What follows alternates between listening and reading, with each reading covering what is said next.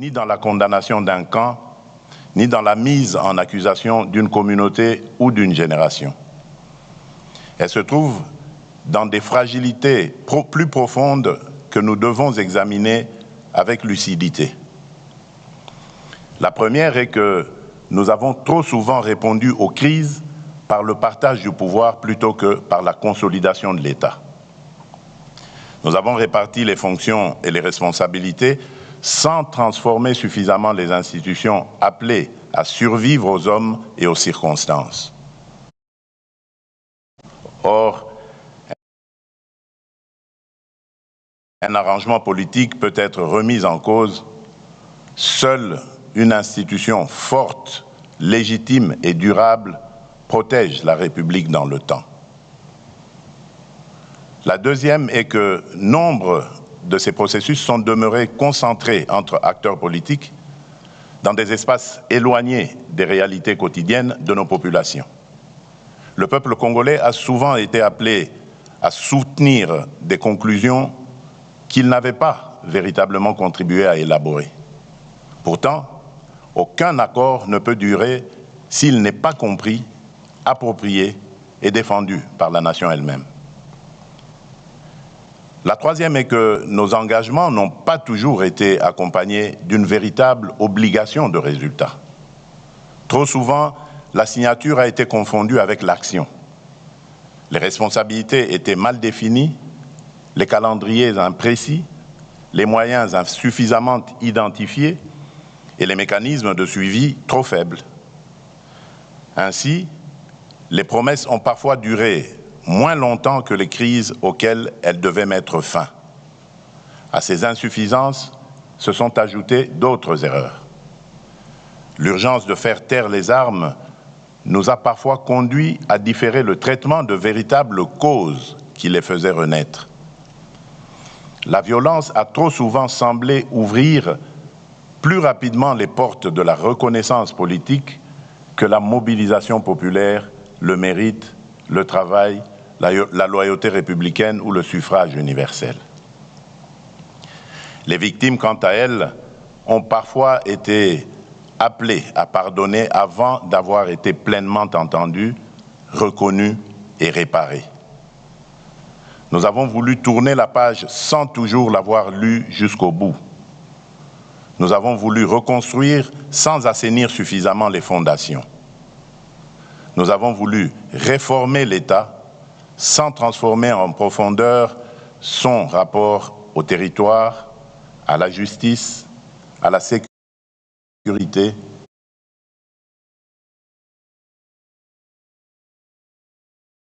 à la responsabilité publique et au service du citoyen.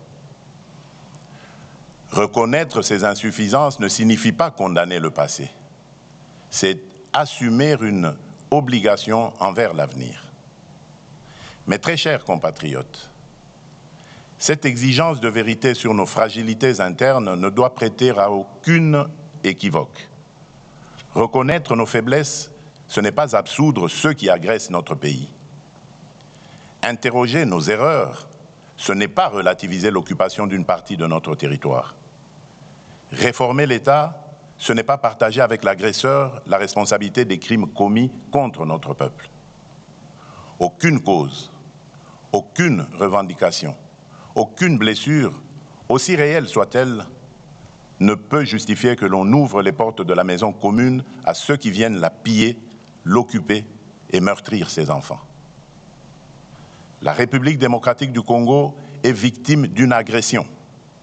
Il ne s'agit ni d'une opinion, ni d'une thèse défendue par Kinshasa, mais d'un constat établi par les instances internationales compétentes et consacré par les résolutions 2773 et 2808 du Conseil de sécurité des Nations Unies. Le droit international a clairement qualifié les faits. Des forces étrangères occupent illégalement une partie de notre territoire, tandis que des groupes armés y sèment la violence, imposent des administrations parallèles et pillent nos ressources. Notre position est claire et demeure inflexible. Nous exigeons le retrait complet, effectif et vérifiable de toutes les forces étrangères non invitées. la cessation de tout soutien politique, militaire, financier ou logistique aux groupes armés, le démantèlement des administrations parallèles, le rétablissement intégral de l'autorité de l'État, ainsi que le retour dans la sécurité et la dignité de nos compatriotes déplacés. Nous continuerons à défendre chaque portion du territoire national, à protéger nos populations et à faire valoir les droits de la République devant toutes les instances compétentes. À nos vaillantes forces armées, à notre police nationale, à nos forces de sécurité ainsi qu'aux résistants patriotes Wazalendo qui défendent la nation dans le respect de la loi, je réaffirme la reconnaissance de la République. Leur courage et leur sacrifice donnent tout son sens à notre combat pour la souveraineté. Beaucoup sont tombés au champ d'honneur. D'autres portent dans leur chair et leur mémoire les blessures du combat. À toutes et à tous, la nation exprime son infinie gratitude. Mes très chers compatriotes, depuis mon accession à la magistrature suprême, j'ai fait le choix de l'ouverture, de la consolidation de l'état de droit et du retour de la République démocratique du Congo au cœur des dynamiques régionales et internationales.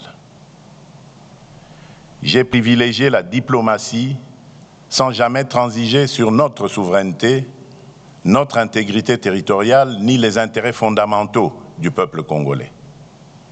Les processus engagés à Washington et à Doha, ainsi que les initiatives conduites sous l'égide de l'Union africaine, avec l'appui de la CIRGL, de la SADC, de l'Union européenne et des Nations unies, ont ouvert de nouvelles perspectives de sortie de crise.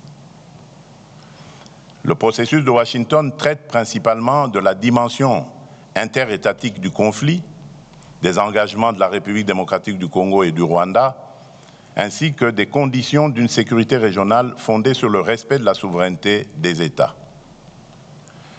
Le processus de Doha porte notamment sur la cessation des hostilités avec l'AFC M23, les mécanismes de vérification, l'accès humanitaire et les conditions nécessaires à la stabilisation durable de l'Est de notre pays. L'Union africaine, à travers sa médiation et son panel de facilitateurs, veille à la cohérence africaine de ses démarches en coordination avec les organisations régionales et nos partenaires internationaux. Ces processus sont indispensables. Ils doivent être poursuivis avec constance et leurs engagements pleinement exécutés. Mais ils ne peuvent, à eux seuls, réparer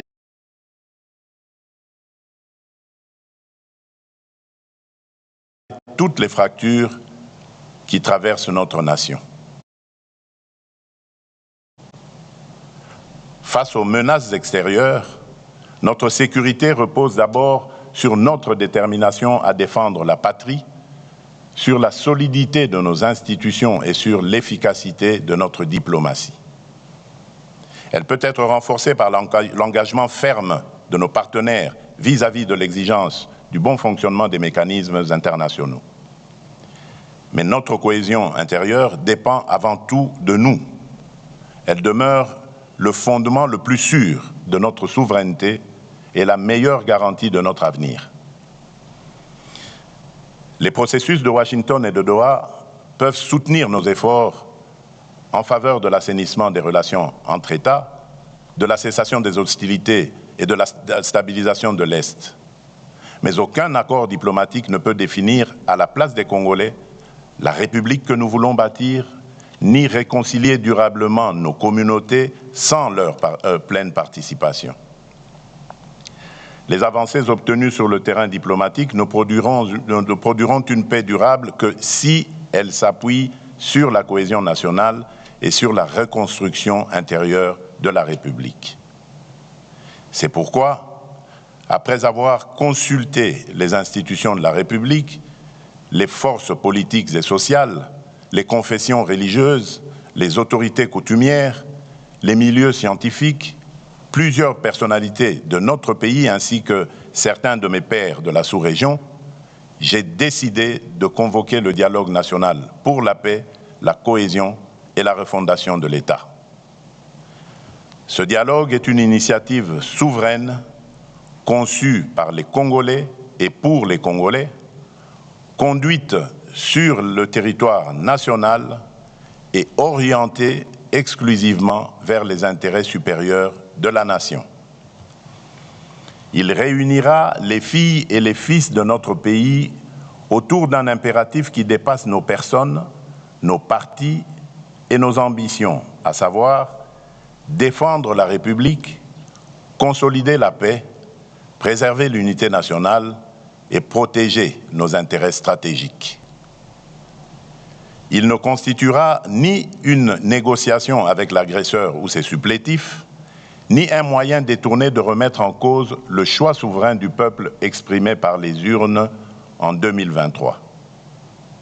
Il ne saurait davantage conduire à la suspension des institutions de la République, lesquelles continueront d'exercer pleinement leurs prérogatives jusqu'au terme constitutionnel de leur mandat.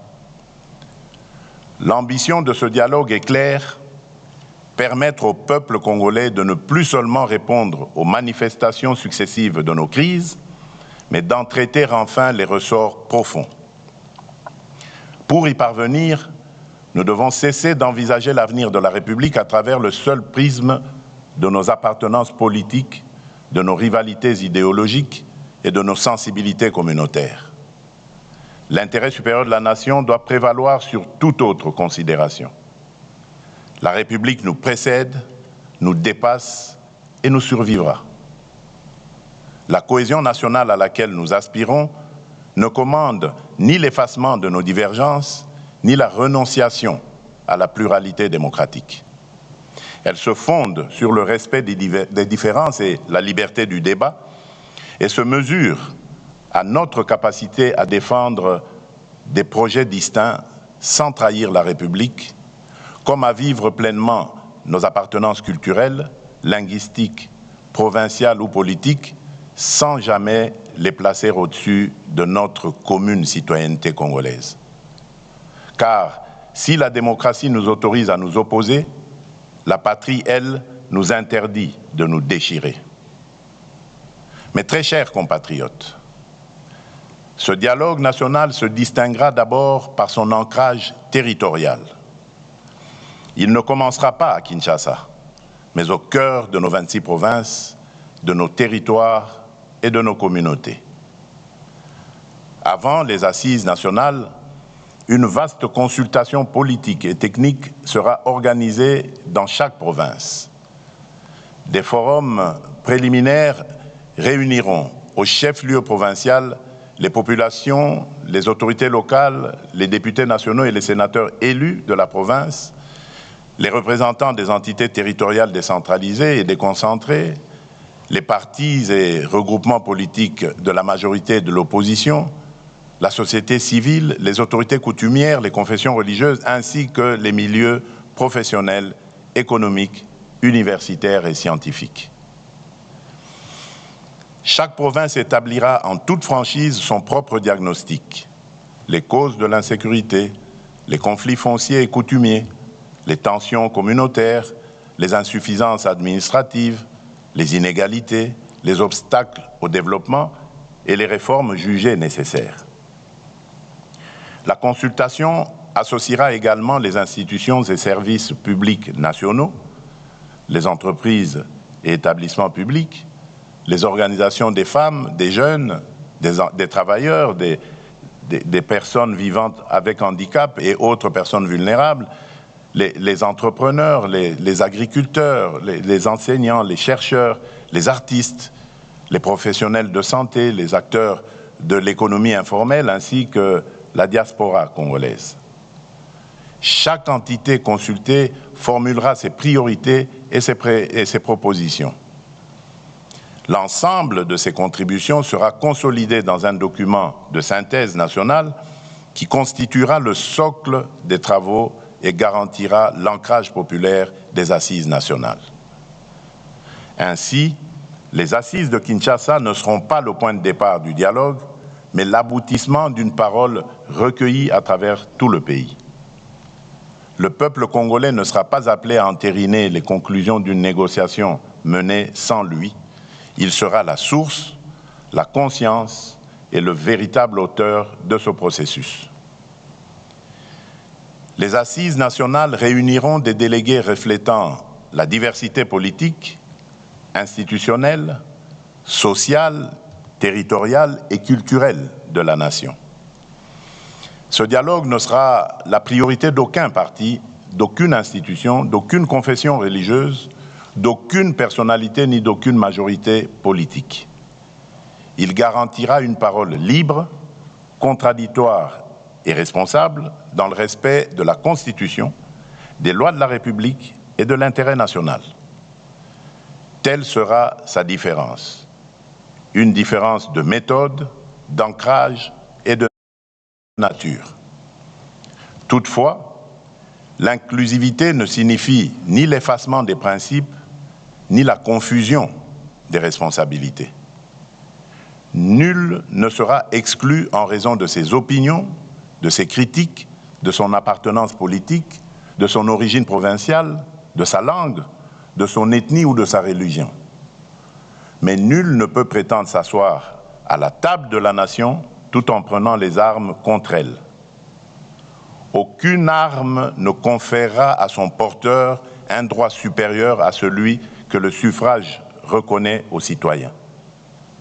Aucune conquête militaire ne pourra être convertie en légitimité politique. Aucun mouvement armé ne pourra invoquer l'inclusivité pour imposer par la force ce qu'il n'a pas obtenu par les voies démocratiques. Ne pourront donc pas participer à ce dialogue en qualité de composantes politiques ceux qui, à l'ouverture du processus, combattent par les armes l'ordre constitutionnel, occupent par la force une partie du territoire national, administrent illégalement des entités de la République ou agissent au service d'une puissance étrangère, en l'occurrence le Rwanda. Cette règle ne constitue pas une exclusion fondée sur les personnes, les opinions ou les appartenances. Elle exprime la réprobation de la nation à l'égard de ceux qui mènent la guerre contre la République, ses institutions et ses citoyens, tout en revendiquant les droits attachés à la vie démocratique. Le processus de Doha demeure le cadre approprié pour traiter avec l'AFC M23 des questions relatives à la cessation des hostilités, au désengagement, au cantonnement, au désarmement et aux autres modalités directement liées au conflit. Le dialogue national ne se substituera pas à ce processus. Il ne deviendra pas davantage une voie parallèle permettant d'obtenir par les armes ce que la démocratie et l'ordre constitutionnel n'ont pas accordé. Une voie de réintégration au sein de la communauté nationale restera néanmoins ouverte à ceux qui, à titre individuel, renonceront de manière sincère et vérifiable à leur engagement armé et à toute forme de violence et qui condamneront sans équivoque l'agression dont notre pays est victime. Leur prise en charge s'inscrira dans les mécanismes de désarmement, de démobilisation, de réintégration, de relèvement communautaire et de stabilisation, le PDDRCS, ainsi que dans les dispositifs de justice et de réconciliation.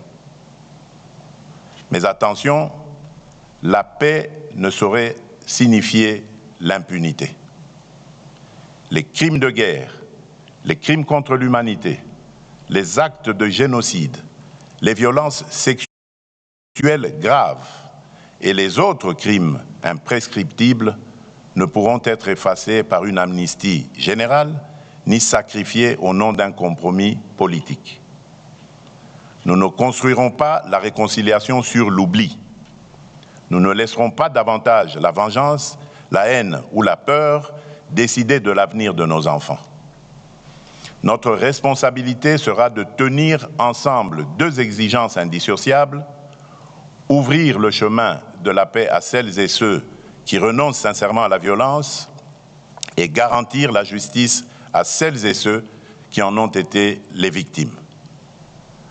Mes très chers compatriotes, afin que ce processus ne demeure pas une simple déclaration d'intention, je prendrai dans les tout prochains jours une ordonnance instituant le comité d'organisation du dialogue national pour la paix, la cohésion nationale et la refondation de l'État.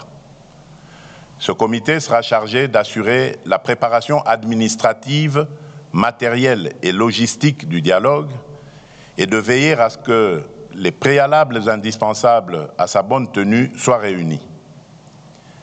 À l'issue de ces travaux, il me soumettra un rapport préliminaire présentant ses conclusions et ses recommandations. Sur la base de ce rapport, je signerai une autre ordonnance convoquant le dialogue national. Celle-ci, donc cette ordonnance, en fixera les principes et directeurs, les principales étapes, les modalités de représentation, ainsi que les mécanismes de suivi et de mise en œuvre de ces conclusions. Elle instituera également une commission préparatoire chargée de concevoir et d'organiser le processus, d'en proposer la feuille de route et de conduire les consultations techniques et politiques. Ces membres seront choisis pour leurs compétences, leur probité, leur indépendance d'esprit et leur attachement à l'intérêt national. Les confessions religieuses y seront représentées et contribueront par leur autorité morale, leur expérience et leur proximité avec les populations à instaurer la confiance et à favoriser le consensus. Les autres organes du dialogue, notamment le bureau et l'assemblée plénière, ainsi que leurs attributions et leurs modalités de fonctionnement, suivront par la suite. Le processus s'ouvrira par des consultations dans les provinces. Il se poursuivra par des assises nationales à Kinshasa, sur le territoire de la République. Car un dialogue congolais consacré à l'avenir du Congo doit se tenir au Congo sous la responsabilité des Congolais. L'ensemble du processus sera limité à une durée maximale de 3 mois. Il devra être suffisamment inclusif pour garantir une expression libre, pluraliste et représentative, tout en demeurant rigoureusement encadré afin de préserver l'enlisement, les manœuvres dilatoires et la dilution des responsabilités. Les assises devront aboutir à l'adoption d'un pacte national pour la paix, la cohésion et la refondation de l'État. Ce pacte ne sera pas une déclaration de principe sans lendemain. Ces conclusions seront réparties et mises en œuvre conformément aux compétences constitutionnelles de chaque institution. Ainsi, les engagements relevant du président de la République feront l'objet de décisions précises. Ceux qui relèvent du gouvernement seront traduits en actions assorties d'échéances, de moyens et d'objectifs mesurables. Les réformes relevant du Parlement lui seront transmises conformément aux procédures prévues par la Constitution. Une matrice politique de mise en œuvre précisera pour chaque engagement l'institution responsable, le calendrier d'exécution et les résultats attendus. Un mécanisme national de suivi sera institué et des rapports périodiques seront rendus publics. Chaque Congolaise et chaque Congolais devra pouvoir connaître les engagements exécutés, ceux qui restent à accomplir et les difficultés rencontrées. C'est par la transparence que nous reconstruirons la confiance. C'est par l'exécution que nous distinguerons ce dialogue de tous ceux qui l'ont précédé. Je compte également sur l'engagement des autorités coutumières, de la société civile et de l'ensemble des forces morales et sociales de la nation. Dans cette période décisive, leur ancrage auprès des populations sera essentiel pour contribuer à l'apaisement des tensions, au rapprochement des communautés et à la consolidation de la cohésion nationale. À notre invitation, Les partenaires internationaux pourront accompagner la mise en œuvre des engagements nécessitant leur concours, notamment dans les domaines de la paix, de la reconstruction, de la justice transitionnelle, de la réforme du secteur de la sécurité et du développement, et cela dans le strict respect de notre souveraineté et des choix du peuple congolais. Mes très chers compatriotes, un dialogue sincère exige un climat politique serein. À cet effet, je donnerai instruction au gouvernement d'engager, en concertation avec les institutions compétentes et dans le strict respect de la séparation des pouvoirs, la préparation et la mise en œuvre des mesures de confiance et de décrispation politique. Conformes à la législation en vigueur, ces mesures devront préserver l'indépendance de la justice, garantir les droits des victimes et tenir compte des impératifs de sécurité nationale, tout en favorisant un débat apaisé dans lequel chacun pourra défendre ses convictions sans haine, intolérance ni violence. Dans l'esprit de responsabilité et de concorde nationale qui guide cette démarche, je veillerai personnellement à ce que soient réunis dans le strict respect des lois de la République et des exigences de la paix civile les conditions de sécurité et de confiance nécessaires au retour et à la participation de ceux de nos compatriotes que les épreuves de notre histoire récente ont conduit, pour diverses raisons, à se tenir en marge de l'unité nationale. J'en appelle également à ceux qui se sont engagés dans des voies contraires à l'idée nationale, mais qui souhaitent aujourd'hui se ressaisir. Le moment est venu de renouer avec la République et de reprendre pleinement leur place au sein de leur communauté nationale.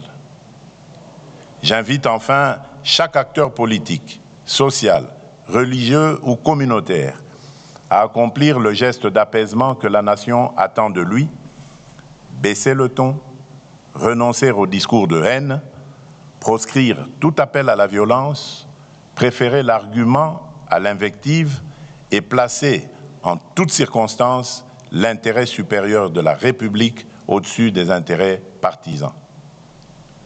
Congolaises, Congolais, mes très chers compatriotes, l'heure n'est plus aux postures stériles.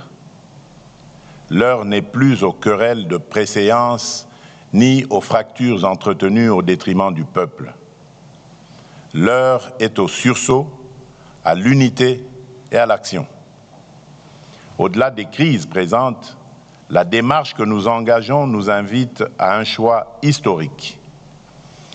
Voulons-nous leur léguer une République condamnée à subir les crises ou un État capable de les prévenir et de protéger durablement sa population? Voulons-nous leur laisser un territoire immense mais inégalement administré, ou une puissance publique présente dans chaque province jusqu'au dernier village et à la dernière frontière? Voulons-nous une démocratie où chaque compétition politique menace la cohésion nationale, ou une république où les désaccords s'expriment librement sans compromettre la paix civile ni la continuité de l'État? Voulons-nous enfin leur transmettre une économie qui exporte ses richesses tout en maintenant son peuple dans la précarité, ou une économie qui transforme ses ressources, crée des emplois, réduit les inégalités et améliore réellement les conditions de vie? Nous devons bâtir une république où nul n'aura à prendre les armes pour être entendu, où l'appartenance ethnique, provinciale ou sociale ne sera ni un privilège ni un motif d'exclusion, où la justice ne sera pas l'apanage des puissants, où enfin notre diversité ne sera plus instrumentalisée pour nous diviser, mais reconnue comme une richesse et mise au service de l'unité nationale.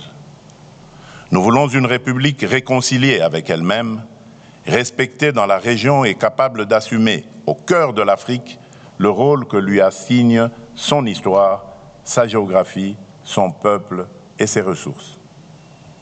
À la jeunesse congolaise, je veux dire ceci. Ce dialogue ne concerne pas seulement le pays tel qu'il est aujourd'hui. Il engage l'État dont vous hériterez demain. Ne laissez personne décider de votre avenir sans vous. Prenez toute votre place dans ce processus. Portez-y vos idées, vos exigences, votre créativité et votre volonté de transformation.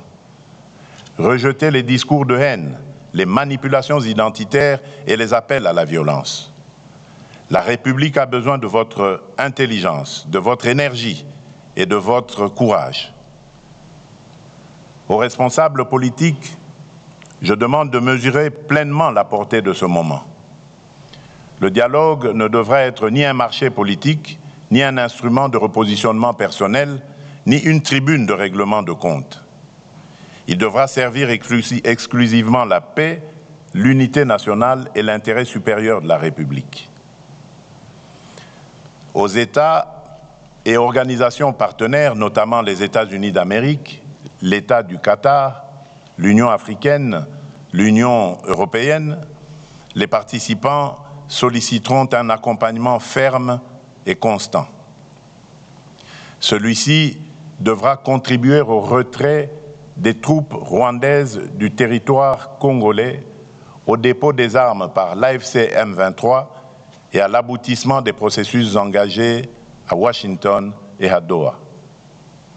Pour ma part, je prends devant la nation l'engagement de garantir l'indépendance, la représentativité et la sécurité de ce dialogue. Je veillerai à ce qu'il ne soit confisqué par aucun camp ni détourné de sa finalité. Je veillerai également à ce que ces conclusions ne se perdent ni dans les calculs politiciens, ni dans l'oubli. Elles devront être traduites en décisions, en réformes et en résultats concrets pour notre peuple. Nous avons hérité d'un pays immense, mais d'un État encore fragile. Nous n'avons pas choisi cet héritage, mais nous pouvons choisir ce que nous en ferons. Il nous appartient de transformer les souffrances d'hier en fondation pour demain et transmettre aux générations futures non pas un pays perpétuellement à reconstruire, mais un État solide, une nation unie et une République souveraine, pleinement maîtresse de son destin. C'est dans cet esprit que je déclare officiellement lancé le processus du dialogue national pour la paix, la cohésion et la refondation de l'État. Que vive l'unité nationale, que Dieu bénisse la République démocratique du Congo et son peuple. Je vous remercie.